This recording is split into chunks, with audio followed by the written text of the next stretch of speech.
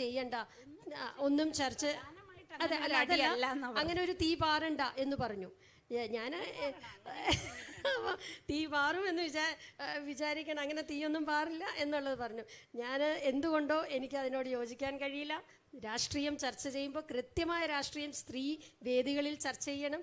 സ്ത്രീയും രാഷ്ട്രീയവും എന്നുള്ള വിഷയമാണെങ്കിൽ കൂടി നമ്മൾ ഇത്തരം കാര്യങ്ങളും കൂടി ചർച്ച ചെയ്ത് പോകണം എന്നുള്ളതാണ് എൻ്റെ ഒരു വിനീതമായ അഭിപ്രായം. അതൊരു വളരെ ധീരമായ അഭിപ്രായം എന്ന് പറയും. നമ്മൾ സ്ത്രീകൾ മാത്രം എന്തിനാണ് പറയുമ്പോഴെല്ലാം മീര ഒരിക്കൽ എഴുതിയിട്ടുണ്ട്, ഘാതകനിലാണെന്ന് തോന്നുന്നു, ഒരു സ്ത്രീയെ മാഡോ എന്ന് വിളിക്കുമ്പോൾ അവൾ അറിയാം. ഞാൻ അതിൻ്റെ ഒരു ഭാഗമാണ്, അറിയാതെ ഇങ്ങനെ മാറിയിട്ട് പറയാം, അല്ല ചേച്ചി എന്ന് വിളിച്ചാൽ മതി, പേര് വിളിച്ചാൽ മതി. അപ്പോൾ അതിനകത്ത് ആ നായിക പറയുന്നുണ്ട്, നിങ്ങളെ മാഡോ എന്ന് വിളിക്കുമ്പോൾ നിങ്ങൾ എന്തുകൊണ്ടാണ് ചൂളുന്നത്, നിങ്ങൾ മാഡാണ് എന്ന് പറയുന്ന പോലെ എൻ്റെ ധീരമായ അഭിപ്രായമാണ്.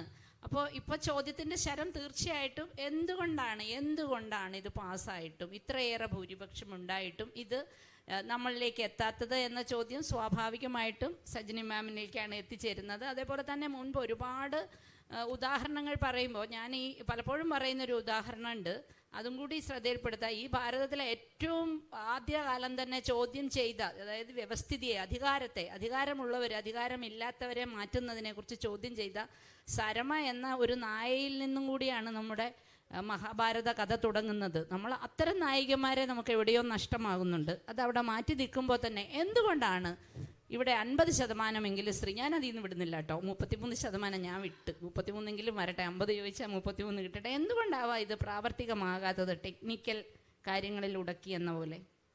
50 ചോദിച്ച് 33 നടപ്പാവട്ടെ എന്ന ആശങ്ക വേണ്ട. 33 തീർച്ചയായും നടപ്പിലാവുക തന്നെ ചെയ്യും, അതിൽ യാതൊരു സംശയവുമില്ല. നമുക്കറിയാം, ഈ 60 വർഷം ഭരിച്ചിട്ടും ഈ ഒരു ബില്ലൊന്നും പാസ്സാക്കാതെ ഇപ്പോഴാണ് പാസ്സായത്. കാശ്മീരിൽ മുതൽ വന്നിട്ടുണ്ട്. 1974 ഇത്തരം ഒരു ആദ്യമായിട്ട് മുന്നോട്ട്. എന്തുകൊണ്ട് ഒരു കൺസെൻസസ് ഉണ്ടായില്ല? ഇതൊരു രാഷ്ട്രീയ വേദി അല്ലാത്തതുകൊണ്ട് ഞാൻ കൂടുതൽ കാര്യങ്ങൾ പറയുന്നില്ല. അവിടെ ഒരിക്കലും ഒരു കൺസെൻസസ് ഉണ്ടായില്ല. ഇത് ഒരു ഐവാഷ് ഒന്നുമല്ല. അത്തരം ആശങ്ക വേണ്ട, അത്തരം ആരോപണം വേണ്ട. ലക്ഷക്കണക്കിനായിട്ടുള്ള ടൂറിസ്റ്റുകൾ ഇന്ന് കശ്മീരിൽ പോയി മഞ്ഞുവാരി കളിക്കുന്നുണ്ടെങ്കിൽ, മുത്തലാക്ക് നിർത്തലാക്കിക്കൊണ്ട് മുസ്ലിം സഹോദരിമാർക്ക് ജീവിതത്തിന്റെ അന്തസ്സും സ്വാതന്ത്ര്യവും നേടിക്കൊടുത്തിട്ടുണ്ടെങ്കിൽ, തീർച്ചയായിട്ടും എല്ലാ ടെക്നിക്കൽ ഫോർമാലിറ്റികളെയും ഫുൾഫില്ല് ചെയ്തുകൊണ്ട് 33% സംവരണം അടുത്ത 5 വർഷത്തിനുള്ളിൽ രാജ്യത്തിൽ നടപ്പിലാക്കും. പറയുന്നതെല്ലാം നടപ്പിലാക്കുന്ന ആർജവമുള്ള, ആത്മാർത്ഥതയുള്ള, സ്ത്രീ ശാക്തീകരണം നമ്പർ 1 കരുതുന്ന ഒരു രാജ്യത്താണ്, ഒരു ഭരണാധികാരികൾ ഭരിക്കുന്ന രാജ്യത്താണ് നാം ജീവിക്കുന്നതെന്ന സ്ത്രീ ലോകത്തിനെ വളരെ അഭിമാനത്തോടെ, ആത്മവിശ്വാസത്തോടെ തന്നെ ഓർക്കാം. മറ്റൊരു കാര്യം കൂടി, ഇതേ രാജ്യത്ത് തന്നെയല്ലേ ആ ഗുസ്തി താരങ്ങൾ ഡൽഹിയിൽ സമരം ചെയ്തത്? ആ ഗുസ്തി താരങ്ങൾ ആത്മാഭിമാനത്തിന് വേണ്ടി വലിയ സമരം നടന്നത് ഇതേ നിങ്ങൾ പറഞ്ഞ രാജ്യത്ത് തന്നെയല്ലേ, നമ്മുടെ രാജ്യത്ത് തന്നെയല്ലേ? അതും കൂടെ ഒന്ന് വിശദീകരിക്കണം. ആ ഗുസ്തി താരങ്ങളുടെ സമരം അത് ചില അജണ്ടയുടെ ഭാഗമായിരുന്നുവെന്ന് പിന്നീട് നടന്നിട്ടുള്ള ഹരിയാനയിലൊക്കെ ഉൾപ്പെടെ നടന്ന ആ തിരഞ്ഞെടുപ്പുകളിലൂടെ മനസ്സിലായി കഴിഞ്ഞുവല്ലോ. അതിലൊക്കെ യാഥാർത്ഥ്യം ഉണ്ടായിരുന്നുവെങ്കിൽ അവിടെ എങ്ങനെയാണ് BJP ഭരിച്ചു വന്നത്? പക്ഷെ അതിനകത്തുള്ളൊരു കാര്യം എന്ന് പറഞ്ഞാൽ നമ്മൾ മനസ്സിലാക്കേണ്ടത്, രാജ്യത്തിന് വേണ്ടി മെഡലുകൾ നേടിയ താരങ്ങൾ അവർ രാജ്യത്തിന്റെ തലസ്ഥാന നഗരിയിൽ വലിയ തോതിൽ സമരം നടത്തുന്നു. മറ്റൊന്ന്, പാർലമെന്റ് മന്ദിരത്തിന്റെ ഉദ്ഘാടനം.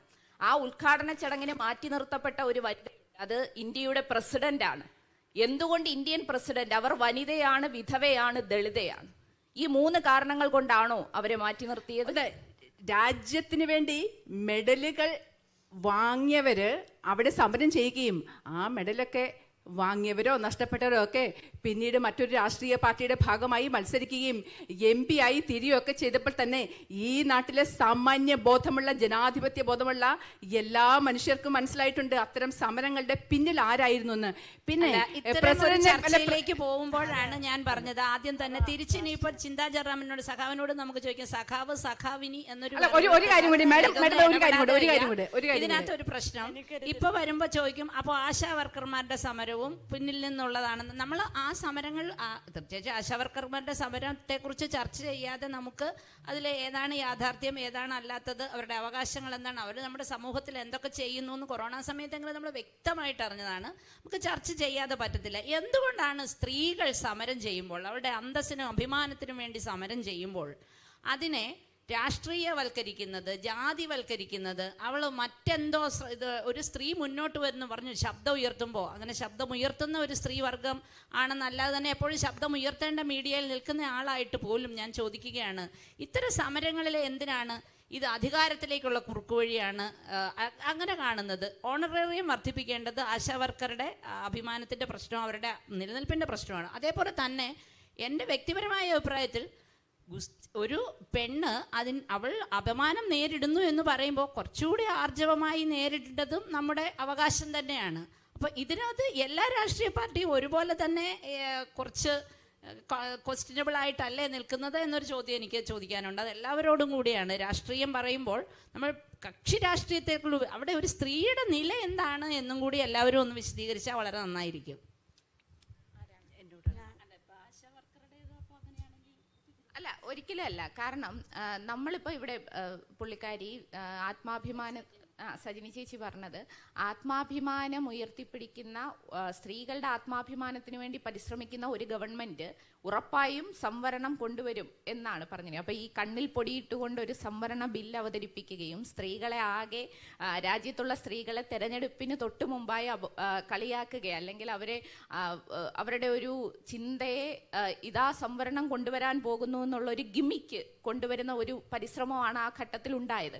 അതിനെ വീണ്ടും ന്യായീകരിച്ചുകൊണ്ടുള്ള പരാമർശങ്ങൾ ഇവിടെ വരുന്നുണ്ട്. അപ്പോഴാണ് ഞാൻ ചോദിക്കുന്നത്, സ്ത്രീകളുടെ ആത്മാഭിമാനത്തിന് വേണ്ടി പൊരുതുന്നു എന്ന് പറയുമ്പോൾ ബ്രിജ് ഭൂഷൺ എന്ന് പറയുന്ന ഈ ഭരിക്കുന്ന പാർട്ടിയുടെ തന്നെ വളരെ പ്രധാനപ്പെട്ട ഒരു നേതാവ്, അദ്ദേഹം സ്ത്രീകളെ അതിക്രമിച്ചു, ഗുസ്തി താരങ്ങളെ അതിക്രമിച്ചു എന്ന് പറയുമ്പോൾ ഒരു FIR രജിസ്റ്റർ ചെയ്യാൻ അവരാകെ ആവശ്യപ്പെടുന്നത് ഞങ്ങളോട് മോശമായി പെരുമാറിയ, സ്ത്രീത്വത്തെ അപമാനിച്ച മനുഷ്യനെതിരെ അദ്ദേഹത്തെ ആ സ്ഥാനത്ത് നിന്ന് മാറ്റി നിർത്തണം, കേസ് രജിസ്റ്റർ ചെയ്യണം.